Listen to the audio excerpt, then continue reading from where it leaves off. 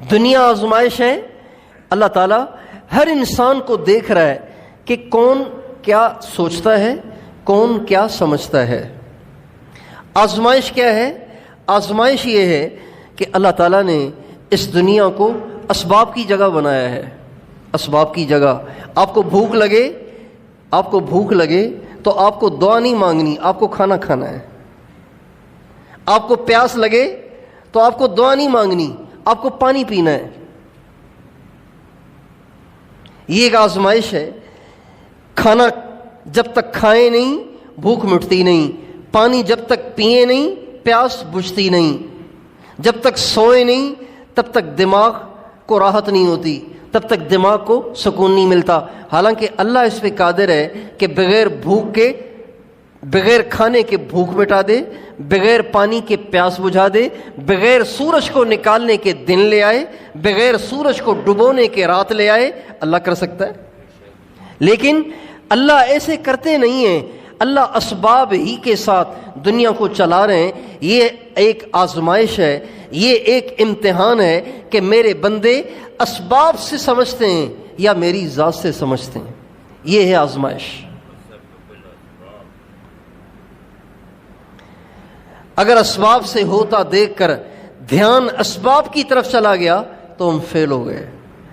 اگر اسباب سے ہوتا دیکھ کر بھی ہم اللہ سے سمجھتے رہے ہم پاس ہو گئے. چنانچہ نبی کریم صلی اللہ علیہ وسلم کی عادت شریفہ تھی کہ آپ ہر موقع پر دعائیں پڑھا کرتے تھے, دعائیں مانگا کرتے تھے. آپ کھانا کھاتے تھے اور کھانے کے بعد دعا کرتے تھے, الحمدللہ الذی هو اشبعنا واروانا وانعم علینا وافضل. اے اللہ تیرا شکر ہے کہ تو نے میری بھوک کو مٹایا, کھانے نے نہیں, تو نے مٹایا. واروانا, اے اللہ پانی نے پیاس کو نہیں بجھایا, تو نے میری پیاس کو بجھایا.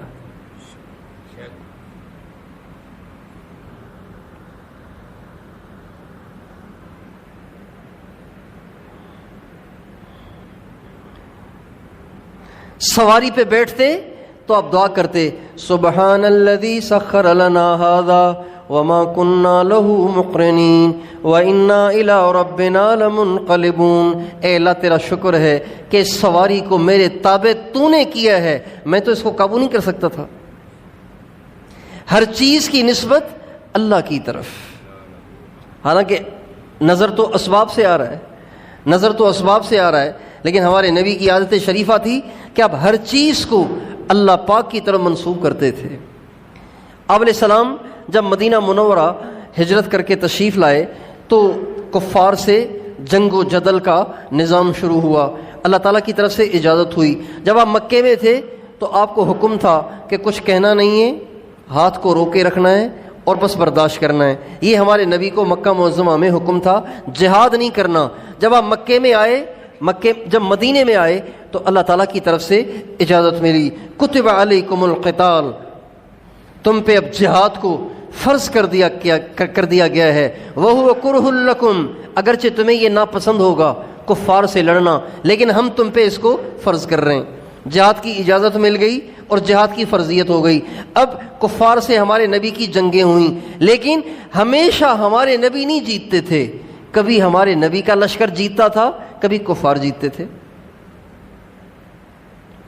جب کفار جیتتے تھے تو ہمارے نبی کے ساتھ ایک درنگی قسم کی جماعت تھی جن کو منافقین کہتے تھے. اندر میں کفار سے ملے ہوتے تھے, سامنے بڑے حضرت کہہ رہے ہوتے تھے, ان کو منافقین کہتے تھے. جب ہمارے نبی کو جیت ہوتی تو کہتے اللہ نے کیا. جب شکست ہو جاتی تو ہمارے نبی کی طرف اشارے کر کے کہتے اس کی وجہ سے ہوا ہے, اس نے مروایا ہمیں. پتہ تھا اس کو کہ وہ زیادہ ہیں, ہم تھوڑے, کیوں ہمیں لڑوایا ان سے, سارا اس کی وجہ سے ہوا ہے. تو اللہ تعالیٰ نے ان منافقین کی اس بات پہ قرآن پاک کی آیت کو نازل کیا, قل کل من عند اللہ. اے میرے نبی ان سے کہو کہ فتح بھی اللہ کی طرف سے تھی, شکست بھی اللہ کی طرف سے ہے.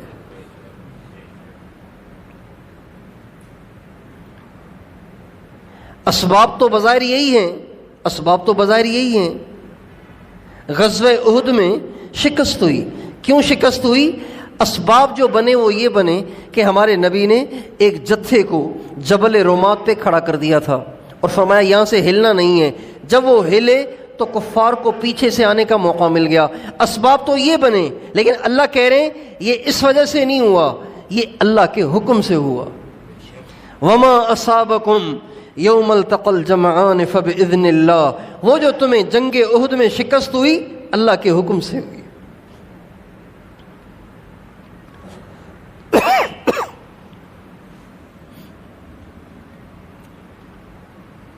یہ ایک آزمائش ہے اس دنیا میں کہ اللہ دیکھنا چاہتا ہے کہ میرے بندے کی نظر کس طرف جا رہی ہے. حضرت پیران پیر غوث اعظم شیخ عبد القادر جیلانی رحمۃ اللہ علیہ کے ملفوظات میں لکھا ہوا ہے، وہ فرماتے ہیں ہر مصیبت میں تیری نگاہ جس کی طرف جائے وہی تیرا معبود ہے. شرک کرنا صرف مندر میں جا کے مورتیوں کے سامنے جھکنے کا نام نہیں ہے. مصیبت میں اللہ کے غیر کی طرف نظر جانا، وہ فرماتے تھے یہ بھی شرک ہے،